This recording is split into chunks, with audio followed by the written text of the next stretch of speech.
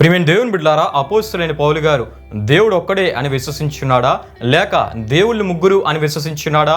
అదేవిధంగా అపోస్తలుడైన పౌలు గారు యెహోవాయే యేసుక్రీస్తుగా వచ్చినాడని విశ్వసించున్నాడా, లేక యెహోవా వేరు యేసుక్రీస్తు వేరు అని విశ్వసించున్నాడా? ఈ విషయాలు మనం తెలుసుకోవాలంటే అపోస్తలుడైన పౌలు గారు రాసిన పత్రికల్లోని విషయాల్ని మనం పరిశీలన చేయాలి.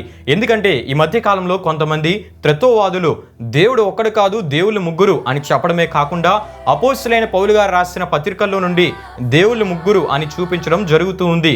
ఇలా చూపించడం, ఇలా చెప్పడం ఎంతవరకు వాక్యానుసారమో కాదో మనం తెలుసుకుందాం. ప్రియమైన దేవుని బిడ్డలారా, హెబ్రీయులకు రాసిన పత్రిక 12వ అధ్యాయం 2వ వచనంలో అపోస్తలుడైన పౌలు గారు యూదా క్రైస్తవులకు ఈ విధంగా రాసి తెలియపరచడం మనం చూస్తూ ఉంటాం. ఏ విధంగా అంటే, విశ్వాసమునకు కర్తయు దాన్ని కొనసాగించేవాడినైనా యేసు వైపు చూచుచు అని మనం చూస్తూ ఉంటాం.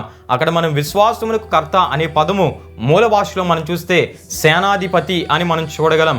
ఇక్కడ చెప్పుచున్న సేనాధిపతి యేసు ప్రభువారై ఉన్నారు. అయితే యెహోషువ గ్రంథం 5వ అధ్యాయం 14-15 వచనాల్లో మనం చూస్తే, యెహోషువ యెరికో ప్రాంతంలో ఉన్నప్పుడు అతడు కన్నులెత్తి చూడగా దూసిన కత్తి చేత పట్టుకుని ఒకడు అతని ఎదుట నిలిచి ఉండెను అని మనం చూస్తాం. అప్పుడు యెహోషువ, నువ్వు ఎవరి పక్షమున ఉన్నవాడు అని అడుగగా, యెహోవా సేనాధిపతిగా నేను వచ్చి ఉన్నానని యెహోషువతో చెప్పుటను మనం చూస్తూ ఉంటాం.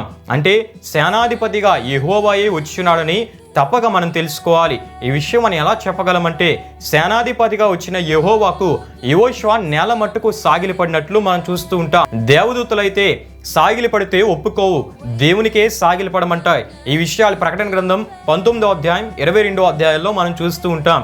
అంతేకాకుండా మోషేతో దేవుడు చెప్పిన మాటను, అంటే నీవు నిలుచున్న స్థలము పరిశుద్ధమైనదని అనే మాటను ఇక్కడ కూడా చెప్పుటను మనం చూస్తూ ఉంటాం. గనుక ప్రియమైన దేవుని బిడ్డలారా, పాత నిబంధనలోని సేనాధిపతిగా వచ్చిన యెహోవాయే క్రొత్త నిబంధనలోని విశ్వాసమునకు కర్త, అంటే సేనాధిపతి అయిన యేసుక్రీస్తు ప్రభువారై ఉన్నారని అపోస్తలుడైన పౌలు గారు తెలియజేస్తూ ఉన్నారు.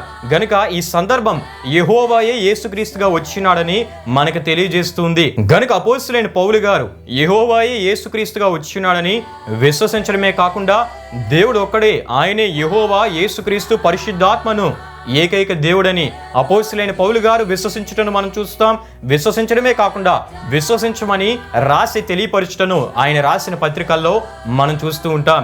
గనుక దేవుడు ఒక్కడే, ఆయనే యెహోవా యేసుక్రీస్తు పరిశుద్ధాత్మను ఏకైక దేవుడు. ఆమేన్.